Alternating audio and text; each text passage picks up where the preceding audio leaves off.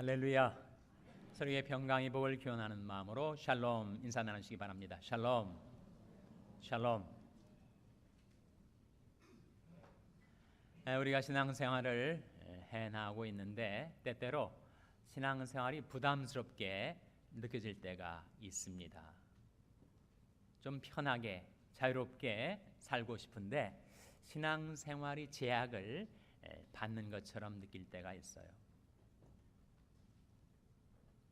술도 좀 편하게 마시고 싶은데 다른 사람들이 이목이 의식이 될 때가 있습니다. 담배는 기호인데 담배도 내가 피우고 싶을 때 좀 피우고 싶은데 뭔가 제한을 당하는 것처럼 느낄 때가 있다는 거예요. 일요일이면 자기가 원하는 여행도 가고 싶고 골프도 치고 싶은데 주일 성수를 해야 한다는 부담이 느껴질 때가 있습니다. 그래서 신앙생활이 짐처럼 느껴지고 부담처럼 느껴지고 뭔가 제약을 받고 제한을 당하는 것 같은 얽매임, 구속감을 느낄 때가 있다는 거예요. 마찬가지로 하나님이 우리에게 주시는 명령이 부담이 되고 짐이 되어서 그 명령 때문에 내가 통제를 당하는 것 같고 제약과 제한을 당하는 것 같아서 내가 원하는 대로 편하게 살지 못하는 것처럼 느낄 때가 있습니다. 그러한 우리들을 향하여 명령은 행복을 위하여 주어진 것임을 오늘 말씀 우리에게 일깨워주고 있습니다. 13절 말씀이죠. 신명기 10장 13절 말씀 같이 읽겠습니다. 13절 말씀 시작. 내가 오늘날 내 행복을 위하여 내게 명하는 여호와의 명령과 규례를 지킬 것이 아니냐. 내가 오늘날 내 무엇을 위하여 내게 명하는 명령이라고 했습니까? 내 행복을 위하여 내게 명하는 여호와의 명령과 규례를 지킬 것이 아니냐. 하나님의 명령은 우리 행복을 위하여, 명령은 행복을 위하여 주어진 것입니다. 우리가 이 신앙생활을 해나가는 동안에 우리가 중립 상태에서, 진공 상태에서 신앙생활을 하고 있지 않습니다. 뭔가 우리 신앙생활을 교란시키고 회방하고 가로막는 싸움을 싸우게 만드는 존재가 있어요. 바로 사탄이죠. 마귀입니다. C.S. 루이스는 말하기를 오늘날 현대에서 사탄이 제일 가는 전략은 사람들에게 자기가 존재하지 않는 것처럼 인식시키는 것이다 라고 말한 바가 있습니다. 사탄은 분명히 사람들에게 다가와서는 미혹을 합니다. 유혹을 합니다. 시험을 하죠. 그래서 하나님께 속한 자들을 가로채서 하나님을 떠나 자기를 섬기게 만들려 하는 존재입니다. 어떻게 사람들을 유혹하는가, 어떻게 사람들을 시험하는가, 자유를 준다고 약속을 합니다. 왜 그렇게 답답하게 얽매여서 구속감을 느끼며 그 신앙생활을 하느냐? 이 아름답고 넓은 세상 가운데 내가 하고픈 대로, 내가 살고 싶은 대로 얼마든지 살아갈 자유를 내게 주겠다. 베드로후서 2장 19절 말씀인데 저에게 자유를 준다고 사탄은 약속한다는 거예요. 그 약속에 미혹을 받아가지고 사탄을 쫓아가면 자유 대신 무시무시한 예속이 나를 기다리고 있다는 거예요. 사탄에게 미혹을 받아서 사탄에게 끌려다니면 내가 거기서 도저히 헤어나올 수 없는 무서운 결박, 무서운 속박이 나를 얽어매게 된다는 거예요. 그러면 중독증에 걸린 사람들 케이스가 바로 그런 경우가 아닙니까? 자유롭게 편하게 원하는 대로 욕망대로 살아보라, 자유를 주겠다 쫓아갔더니 거기서 도저히 헤어나올 수 없는 무서운 속박과 결박이 나를 얽어매게 된다는 거예요. 사탄이 사람들을 미혹하면서 또 한 가지 약속하는 것이 있습니다. 바로 아름다움을 주겠다. 만족을 주겠다. 그렇게 답답하게 신앙생활 하지 말고 나를 따라오면 내가 전혀 맛보지 못했던 그런 아름다움과 만족을 내게 주리라. 이 약속을 한다는 거예요. 근데 잠언 5장에 보면 음녀가 나옵니다. 사탄이 음녀의 형태로 사람들을 어떻게 유혹하는가? 그 입에서 꿀이 뚝뚝 떨어진다는 거예요. 너무 달콤할 것 같고 너무 아름답고 만족스러울 것 같으나 그것을 쫓아가면 쑥같이 쓰게 될 것이다.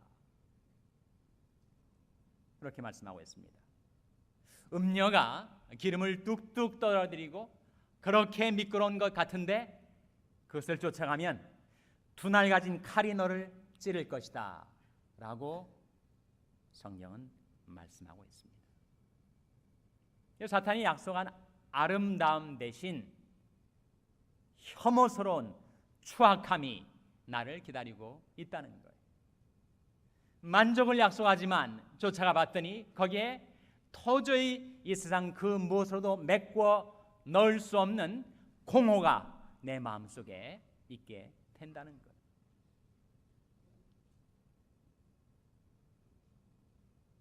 그래서 예수님께서 요한복음 10장 10절에 이렇게 말씀하십니다. 도적이 오는 것은 도적질하고 죽이고 멸망시키려는 것뿐이요 내가 온 것은 양으로 생명을 얻게 하고 더 풍성히 얻게 하려는 것이라. 거기 도적이 누구죠? 그 도적이 바로 사탄 마귀입니다. 마귀가 우리에게 다가오는 것은 도적질하기 위함이라는 거예요. 내 건강도 도적질하고 내가 땀 흘려 모은 재물도 도적질하고 내가 갖고 온 인간관계도 도적질하고 양심도 도적질하고 내가 귀중히 여기는 모든 것들을 도적질하고 내가 아무것도 없는 빈털터리 쓸모없는 존재가 되면 나를 죽여버리고 그것으로도 성이 차질 않아서 나를 멸망 가운데 내 동댕이 치려하는 존재가 바로 도적 사탄이라고 예수님은 그 정체를 드러내셨습니다. 도적이 오는 것은 도적질하고 죽이고 멸망시키려는 것뿐이요 내가 온 것은 양으로 생명을 얻게 하고 더 풍성히 얻게 하려는 것이라. 예수님이 오신 것은 우리에게 생명을 얻게 하고 그리고 풍성한 삶을 얻게 하시기 위해서 오셨다고 말씀하고 있습니다. 우리는 그 양 갈래길에 서 있습니다. 그 두 사이에서 우리는 갈등하고 고뇌를 합니다. 어느 쪽을 쫓아 살면 진정 자유와 아름다움과 만족이 있을 것인가? 사실은 열왕기상 18장에 엘리야가 이스라엘 백성에게 나와서 한 말씀이 바로 그 말씀입니다. 너희가 어느 때까지 그 두 사이에서 머뭇머뭇하려느냐? 바알이 만일 하나님이면 그를 좇고 여호와가 만일 하나님이면 그를 좇을지니라 라고 결단을 촉구하고 있어요. 그 두 사이에서 어느 쪽을 따라갈까 갈등하고 고뇌하지 말라는 거예요. 유치원에서 선생님이 유치원 아이들에게 언어를 가르치기 위해서 그런 질문을 했어요. 고자로 시작되는 말이 뭐가 있니? 그랬더니 유치원생 하나가 고양이요 그렇게 대답을 하는 거예요. 또 한 학생에게 고자로 시작하는 말에 뭐가 있지? 고무줄이요 그렇게 대답을 했어요. 또 하나에게 똑같은 질문을 했더니 그 아이는 고뇌요 그렇게 대답을 하더는 거예요. 선생님이 야, 이 아이가 천재인가? 어떻게 고뇌라는 단어를 아는가? 그래가지고 걔를 불러다가 너 고뇌가 무슨 뜻인지 아니? 그랬더니 아 고뇌요 고뇌 돌고뇌 바다에 있는 거 그렇게 얘기를 하더라는 거예요. 고래를 잘못 발음해가지고 고뇌가 된 겁니다. 우리가 그 두 사이에서 갈등하며 고뇌할 때가 있습니다. 그러나 너희가 어느 때까지 그 두 사이에서 머뭇머뭇하려느냐? 여호와가 만일 하나님이면 그를 줬고 바알이 만일 하나님이면 그를 쫓을지니라. 내가 내 행위를 생각하고 주의 증거로 내 발을 돌이켜 싸우며 주의 계명을 지키기에 신속히 하고 지체치 아니하였나이다. 그러면 사람이 아무리 악해도 자식이 떡을 달라고 하는데 돌을 줄 자가 누가 있어요? 자식이 생선을 달라고 하는데 뱀을 줄 아버지가 세상에 어디 있겠습니까? 너희가 악할지라도 좋은 것을 자식에게 줄 알거든 하며 너희 천부께서 하늘에 계신 너희 아버지께서 구하는 자에게 좋은 것으로 주시지 않겠느냐. 예수님께서 산상순 가운데 그렇게 말씀하셨어요. 악한 인간 아버지도 자식에겐 좋은 것을 주려 하는데 하물며 너희 하늘 아버지 좋으신 하나님께서 우리에게 명하신 모든 명령은 다 우리의 행복을 위한 것이라고 말씀하고 있는 겁니다. 인간이 어디에서 가장 큰 보람을 느낄까? 인생이 언제 가장 아름다울까? 인간은 언제 가장 큰 만족과 희열을 느끼며 살아가게 되는가? 명령을 지킬 때라고 합니다. 전도서의 결론 말씀, 전도서 12장 13절에 보시면 이리 결국을 다 들었으니 하나님을 경외하고 그 명령을 지킬지어다. 이것이 사람의 본분이니라. 우리 하나님의 명령을 지켜 살면 세상 사람들이 알지 못하는 그런 내가 인생의 본분을 실행하고 있다는 만족감, 기쁨, 아름다움이 그 인생에 주어지게 된다는 겁니다. 요한복음 12장 50절 말씀에 예수님께서는 나는 그의 명령이 영생인 줄 아노라 그렇게 말씀하셨어요. 하나님이 우리에게 명하시는 명령이 영생이라고 말씀하신 겁니다.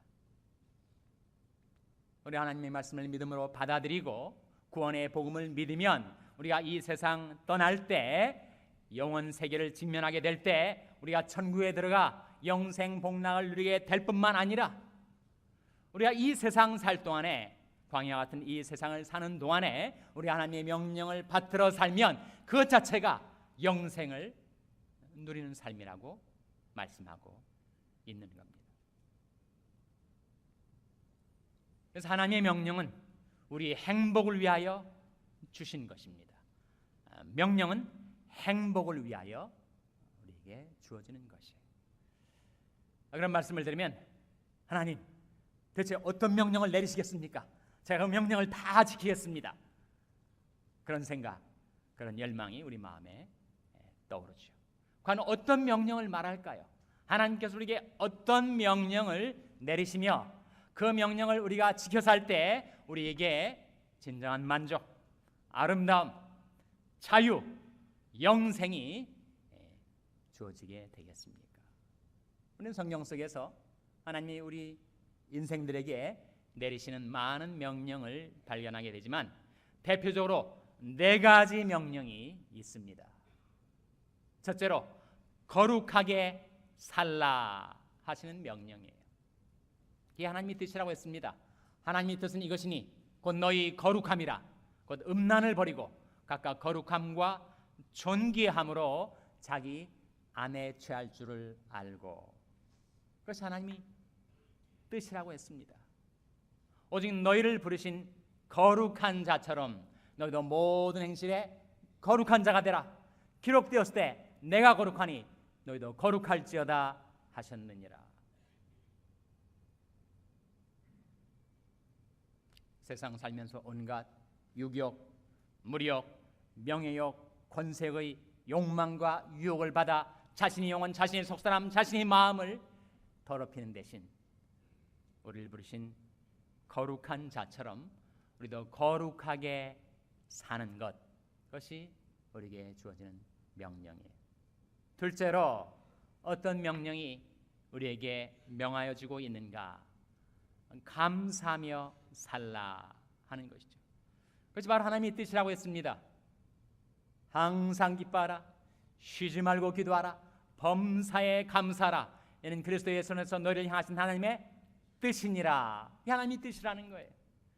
일상생활 속에서 날마다 생활하면서 무슨 일을 당해도, 좋은 일을 당하든 어려운 일을 당하든 믿음으로 감사하며 살아가는 것이 바로 하나님의 뜻이요, 우리에게 명하신 하나님의 명령입니다. 감사하며 살라. 그럼 어떻게 되는가? 감사로 제사를 드리는 자가 나를 영화롭게 하나니 그 행위를 옳게 하는 자에게 내가 하나님의 구원을 보이리라. 우리가 우리 실생활 속에서 무슨 일을 당하든지 감사하며 살면 그 자체가 하나님을 영화롭게 섬기는 삶이 될 뿐더러 우리가 세상 살 동안에 시험을 당하고 환난 속에 곤경 속에 빠져들 때 하나님이 구원이 즉각 우리에게 임하여 우리를 그 시험과 환난과 곤경에서 구원해 주신다는 거예요. 감사로 제사를 드리는 자가 나를 영화롭게 하나니 그 행위를 옳게 하는 자에게 내가 하나님의 구원을 보리라고 하나님께서 약속하시고 계십니다. 셋째로 전도하며 살라 하시는 명령이죠. 너는 말씀을 전파하라. 때를 얻든지 못 얻든지 항상 힘쓰라. 범사의 오래 참음과 가르침으로 경책하며 경계하며 권하라. 우리 명령해 주십니다. 그러므로 너희는 가서 모든 족속으로 제자를 삼아 아버지와 아들과 성령의 이름으로 세례를 주고 내가 너에게 분부한 모든 것을 가르쳐 지키게 하라는 전도의 명령을 우리에게 주시고 계십니다. 여러분, 전도는 무한한 가능입니다. 우리가 이웃에게 줄 수 있는 최대의 선물, 그것은 구원의 복음이에요. 그것을 우리에게 값없이 은혜로 주시고서는 너도 남의 것을 전달하며 살라. 전도의 명령이죠. 그것을 성경은 가장 높은 명령이라 해서 지상 명령이라고 합니다. 자신의 인생의 목적이, 자신의 인생의 방향이 구원의 복음의 진보를 위하여 맞춰진 그 인생을 하나님은 반드시 축복해 주시고 들어 쓰신다고 약속하고 계십니다. 넷째로 하나님이 우리에게 명하신 명령, 그것은 사랑하며 살라 하시는 것입니다. 만물이 마지막에 가까웠으니 그러므로 너희는 정신을 차리고 근신하여 기도하라. 무엇보다도 열심으로 서로 사랑할지니 사랑은 허다한 죄를 덮느니라. 새 계명을 너희에게 주노니 서로 사랑하라. 내가 너희를 사랑하는 것 같이 너희도 서로 사랑하라. 너희가 서로 사랑하면 이로써 모든 사람이 너희가 내 제자인 줄 알리라. 그것이 우리가 성경 속에서 발견하는 가장 큰 4대 명령입니다. 기억하시겠습니까? 첫째로 뭐라고요? 거룩하게 살라. 둘째로 뭐라고요? 감사하며 살라. 셋째로 뭐라고요? 전도하며 살라. 넷째로 뭐라고요? 사랑하며 살라. 그 명령이 우리의 행복을 위하여, 우리가 영생을 누리며 살 수 있기 위하여 우리에게 주어졌는데, 그 명령을 과연 인간이 스스로의 힘으로 지켜 살 수가 있는가? 자신의 의지와 결심과 열심으로 그 명령을 받들어 살 수 있는가? 역부족입니다. 우리 열심과 의지만으로 그 명령을 따라 살 수가 없어요. 그래서 우리에게 그 명령 지켜 사는 동기, 동력, 그 능력의 원천을 우리에게 보여주십니다. 바로 디모데후서 1장 13절 14절 말씀인데, 너는 그리스도 예수 안에 있는 믿음과 사랑으로서 내게 들은 바 바른 말을 본받아 지키고 우리 안에 가시는 성령으로 말미암아 내게 부탁한 아름다운 것을 지키라. 거기에 우리가 명령 지켜 살 수 있는 세 가지 능력의 근원이 나와요. 바로 믿음, 사랑, 성령입니다. 사람이 하나님을 믿지 못하면, 하나님의 선하심과 전지하심을 신뢰하지 못하면 우리는 명령 못 지켜 삽니다. 하나님이 내게 내리신 명령이 나를 사랑하셔서 나의 행복을 위하여, 내가 영생을 얻어 누리기 위하여 주셨다는 하나님의 선하심에 대한 믿음이 없으면 우리는 명령을 못 지키죠. 내 계산, 내 판단을 따라 살지 하나님의 명령 따라 살지 않게 됩니다. 우리는 단견이어서 내일도 알지 못하는데 하나님께서 인류 역사의 시작과 종말을 아시고 우리 인생의 처음과 끝을 아신다는 그 영원에 거하신 하나님의 존재하심을 우리가 믿지 못하면, 신뢰하지 못하면 우리는 하나님의 명령을 지켜 살지 못해요. 하나님을 믿을 때, 하나님을 신뢰할 때 그 선하심과 존재하심을 우리가 신뢰할 때 우리는 안심하고 그 명령이 나를 위한 최선이요 행복이요 영생인 줄 믿고 지켜 살 수 있게 됩니다. 둘째로 사랑이죠. 여러분, 누군가를 사랑하면 그 사랑하는 사람이 부탁한 말은 꼭 우리가 지켜 삽니다. 여러분이 사랑하시는 부모님이 유언처럼 남기신 말씀은 꼭 기억하고 지켜 살려 하는 거죠. 예수님께서 나의 계명을 가지고 지키는 자라야 나를 사랑하는 자니 나를 사랑하는 자는 내 아버지께 사랑을 받을 것이요 나도 그를 사랑하여 그에게 나를 나타내리라 말씀하셨습니다. 예수님을 사랑해야만 예수님의 명령을 지켜 살 수 있고, 우리가 예수님을 사랑할 때 우리는 사랑의 기쁨을 가지고 그 명령을 지켜 살 수 있게 된다 하시는 말씀이죠. 예수를 너희가 보지 못하였으나 사랑하는도다. 이제도 보지 못하나 믿고 말할 수 없는 영광스러운 즐거움으로 기뻐하니 믿음이 결국 곧 영혼의 구원을 받음이라 하신 말씀대로입니다. 셋째로, 하나님의 명령을 지켜 사는 길은 우리의 열심, 우리 의지, 우리 노력만으로는 역부족, 우리에게 부어주시는 성령의 능력을 힘입어 우리는 명령을 지켜 살 수가 있습니다. 하나님이 우리에게 성령을 보내주신 것은 무슨 초자연적인 신비한 은사 체험을 하고 놀라운 현상을 경험하도록 하기 위해서 보내주시는 것이 아니라 우리에게 주신 명령을 지켜 살 수 있는 순종의 능력을 주시기 위하여. 그래서 너는 그리스도 예수 안에 있는 믿음과 사랑으로서 내게 들은 바 바른 말을 본받아 지키고 우리 안에 거하시는 성령으로 말미암아 내게 부탁한 아름다운 것을 지키라. 하나님의 명령을 지켜 사는 그 동기와 동력, 능력의 원천 세 가지.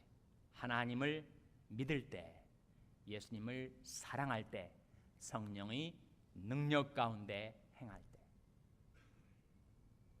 그때 하나님께서 우리에게 주신 명령들, 거룩하게 살라, 감사하며 살라, 전도하며 살라, 사랑하며 살라, 그 말씀을 지켜 살게 되고, 하나님께서 약속하신 명령은 행복을 위하여, 명령을 지켜 사는 하나님의 백성들에게 약속하신 행복과 영생을 허락해 주시기를 주님의 이름으로 축원합니다.